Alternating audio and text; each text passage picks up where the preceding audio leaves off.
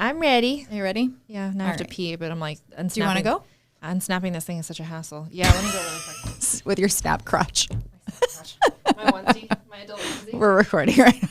I'm using this for bloopers for sure.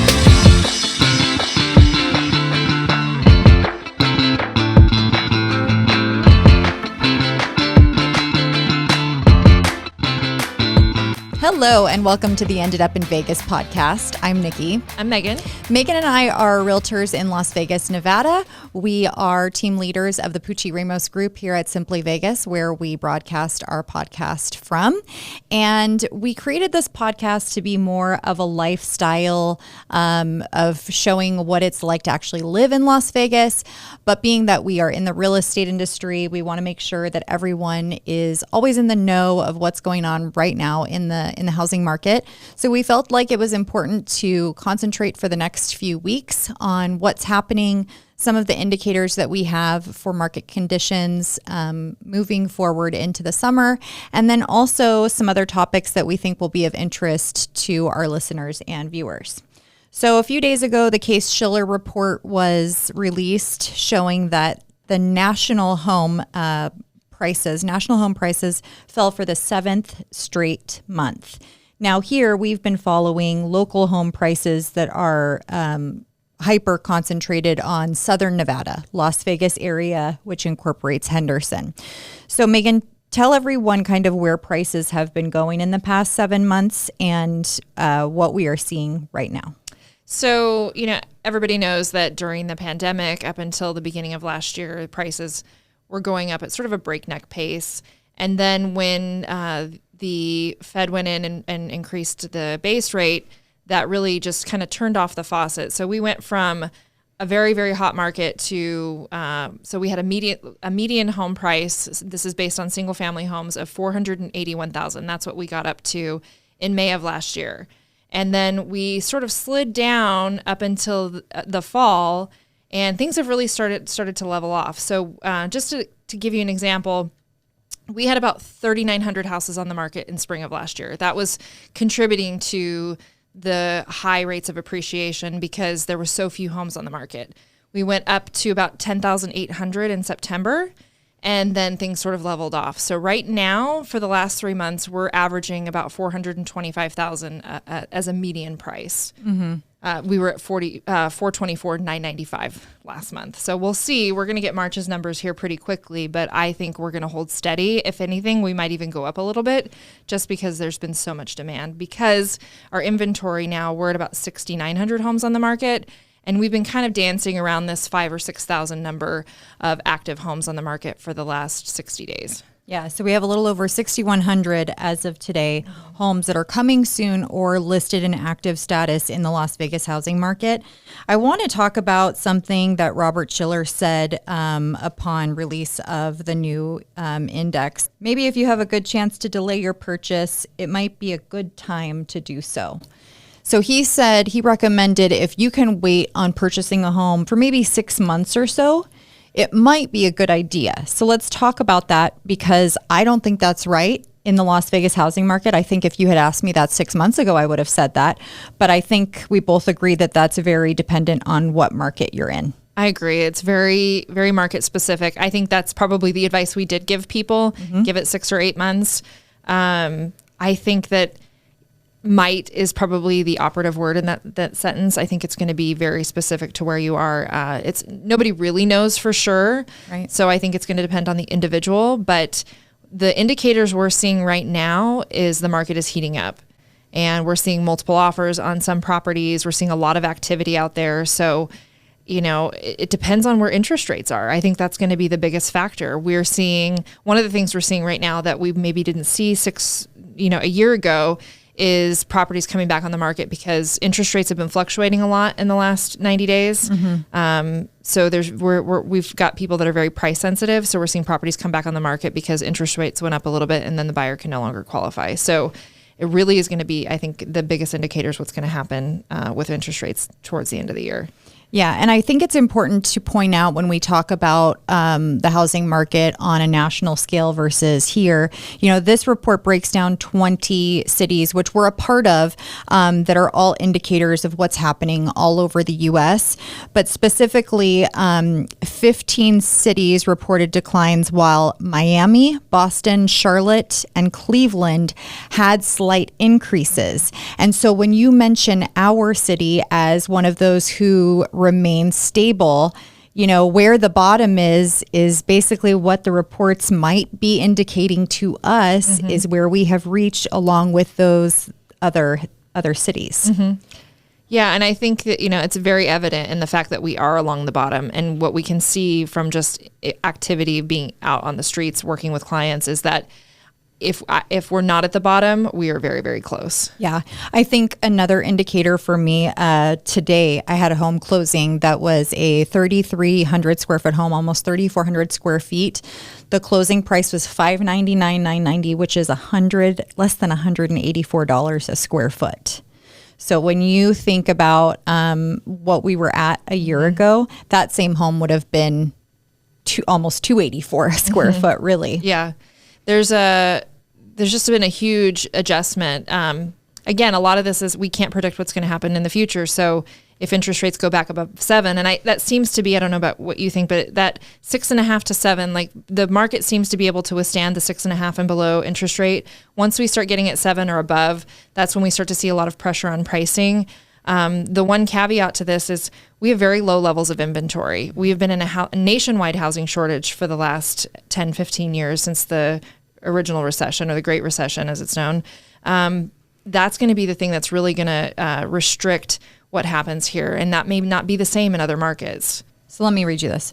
This streak of 7 consecutive months of U.S. home prices declines comes after national home prices ran up for 124 consecutive months, spanning from the bottom of the housing crash in February 2012 through the peak of the pandemic housing boom in June of 22. For us, it was May of 22. So especially when you're looking at timetables, 6 months becomes 5 months when we're a month ahead of everyone else. And that's, I would say, very typical of Las Vegas because of the way our economy is. We're almost always the first market to shift when there's a market turn. And we also fell more drastically, more quickly than the other markets did. So that's something to also take into account. It says even with this 3% national dip, home prices are still up big time. In fact, as of January, national home prices, as measured by the seasonally adjusted Case-Schiller, are up 37% since March of 2020. Because I'm a bit of a data nerd, I really get an unhealthy amount of satisfaction at looking at all this stuff. We were at a median home price the end of 2021. So let me go to end of 2020. We were at a median home price of $345,000. So our prices went up so quickly and so much that even if they do come back down a little bit more than where we're at right now, we would still be far above ahead the pace in which we would have seen had we not had all those outside factors driving prices up. One of the really important things to talk about is, nobody knows, even the most, I always say this and I'm going to sound like a broken record, but even the people who get paid to do this do not know with any real certainty what's going to happen. So it's all just an informed guess based on the data. But there are always extenuating factors that can impact what happens with, home prices. So could they continue to go down? If interest rates go up and we get a considerable amount of inventory this spring coming on the market, that could put pressure on prices. And, when you're looking at affordability, and you're looking at what someone needs to make in order to buy a median price here at $425,000 at a 6.5% rate, that's a considerable amount. I've got a friend right now who is looking in the $350,000 price range. And that's going to be anywhere from $2,600 to $3,000 a month, like you were saying. That is a lot of money for a person that's buying not even really an entry-level home. So we're talking attached, no yard, 1-car garage. I mean, that's very much your entry-level product. And they're spending, $2,500 to $3,000 a month in mortgage. So that means that's income of $80,000 to $90,000. That's a lot. So if interest rates continue to go up and we do get more inventory, I think that will put some downward pressure on pricing, but I just don't think it's going to happen here unless we get a flood of inventory.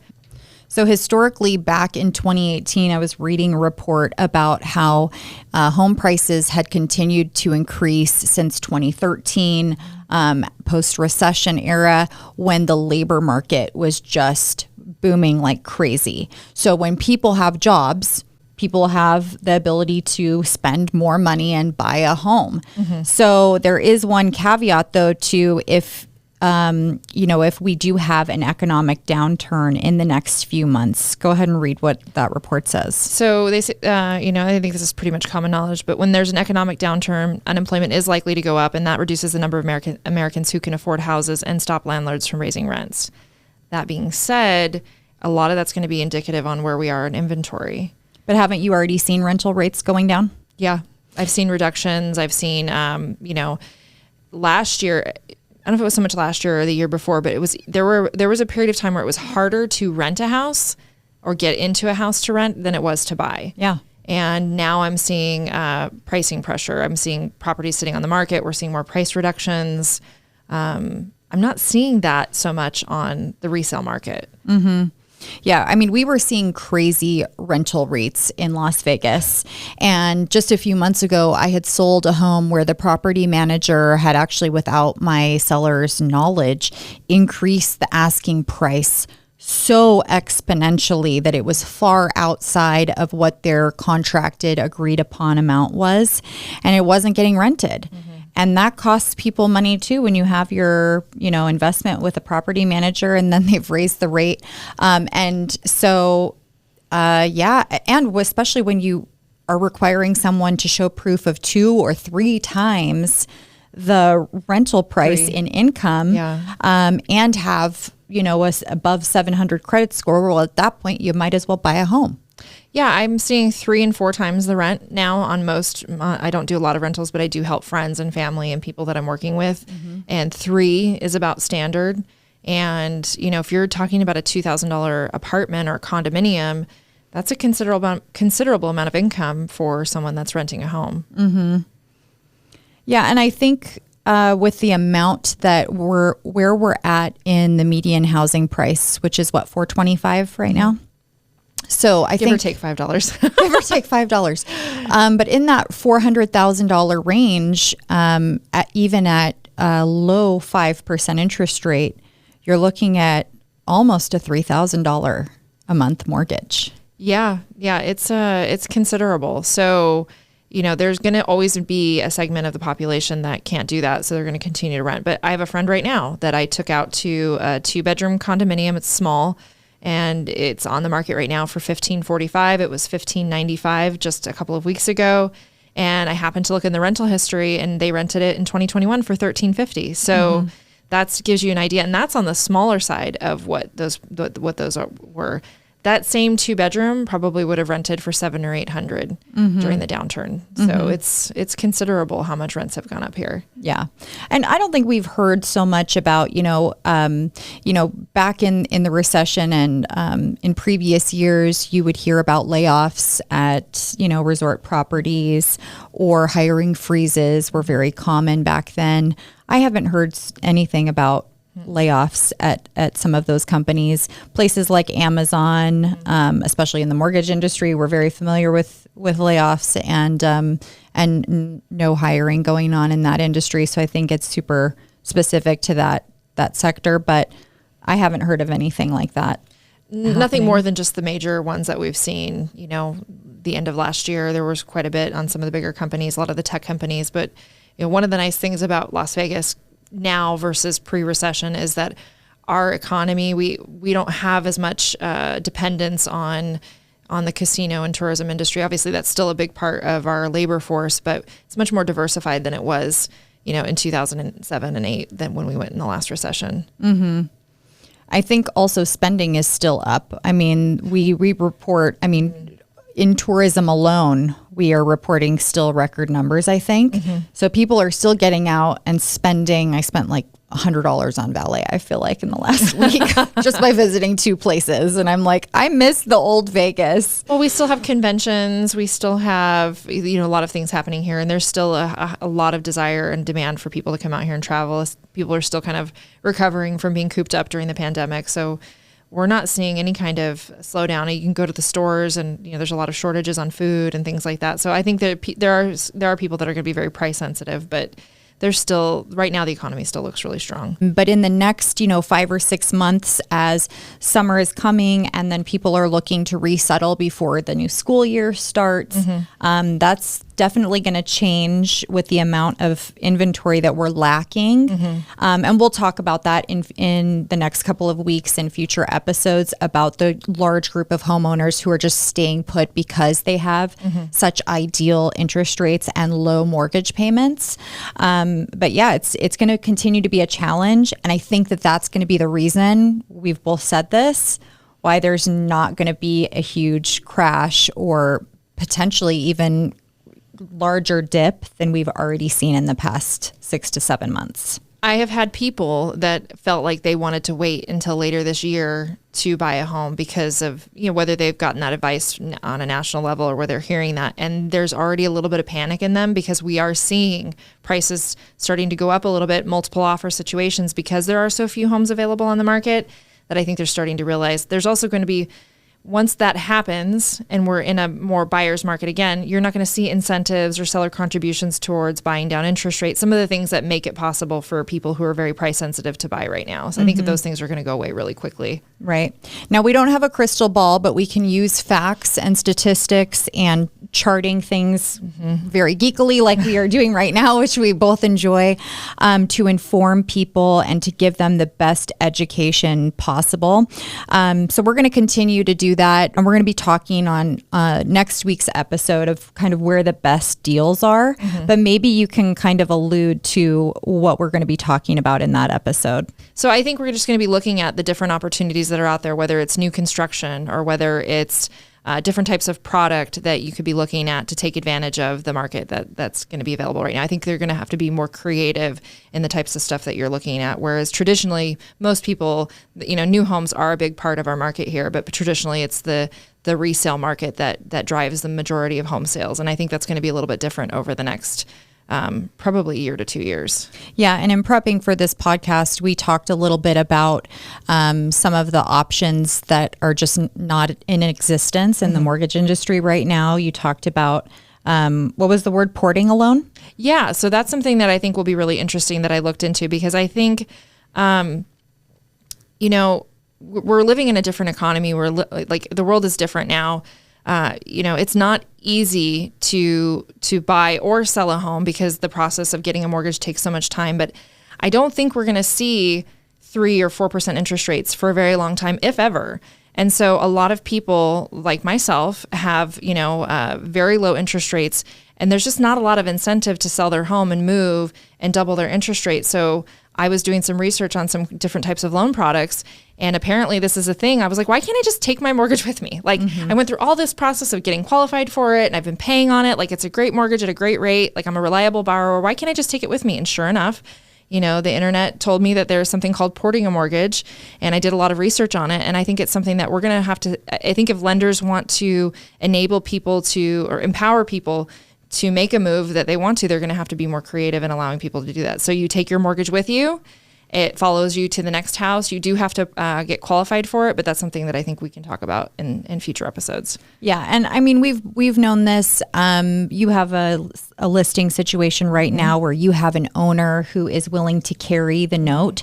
So some people who are not aware of what owner will carry will mean as a term for a mortgage loan, an assumable rate mortgage, which I've had experience with. The buyer of the property didn't actually assume the loan. They originated one themselves. But I think if the buyer's agent, which I was the seller's agent, so I couldn't play both sides. But when you have an agent who can inform you on what the particular options are for a property, then it can better arm you to make the right investment. And that's what we want to help people to do, is to use their real estate investments wisely, and make them work for their life and their financial goals. So I think those are important things that we are going to be touching on in the next 2 episodes, but we want to make sure that for now, people know if you're looking to enter the real estate market in the next 12 to 24 months, you should have started to have the conversation with us 6 months ago. And that's really the bottom line of, if you're looking for the bottom, if you're looking for the crash, then you're going to miss it in real time unless you're with us in the conversation. Absolutely. I mean, I have a very specific example of a friend who wasn't planning to buy until the end of the year, and a house came on the market and he was really interested, and then we were jumping through hoops to get him pre-qualified. Meanwhile, there's multiple offers on the house, and there just wasn't enough time to get it all together. He wasn't in a position to make that offer, and theoretically he might miss out on that opportunity because it's going to go under contract with someone else. Yeah, and I think even when you focus on just our local housing market, there are going to be so many opportunities in niche areas, in niche price brackets that are going to be, advantageous to certain people just at certain times. And I think based on, we talked about an appraisal the other day on a property that I had where there was a cash purchase, I think that closed a week before my appraisal was done. And it negatively impacted my seller's appraisal. And you had seen that, just because that sale was on there listed and another sale was listed on a preceding appraisal, that changed what the value was too. So it's very, it's very time sensitive to what the opportunity is. Yeah, we're seeing more appraisal issues and different things as the market has been fluctuating a lot, and so it's going to be really interesting to see how that stuff fleshes out over the next couple of months. Yeah. So make sure you leave us your comments and questions on this episode. Next week, we're going to be talking about the best deals in the Las Vegas housing market. So we hope you will tune into that. Make sure you're subscribed to our podcast on YouTube and wherever you get your podcasts. Thanks for joining us.